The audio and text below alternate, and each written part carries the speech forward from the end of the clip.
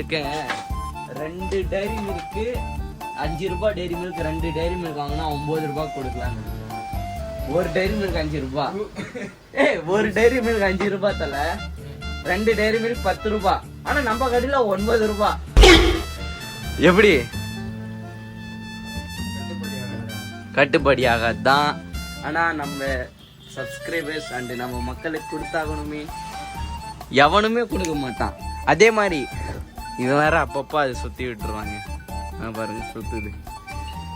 இங்கே பாரு, 10 ரூபாய் டைரி மில்க்கு 1 வாங்கினா 10 ரூபாய், 2 வாங்கினா 19 ரூபாய், 2 வாங்கினா அதே ஃபேமிலி பேக் 1 100 ரூபாய், 2 வாங்கினா 999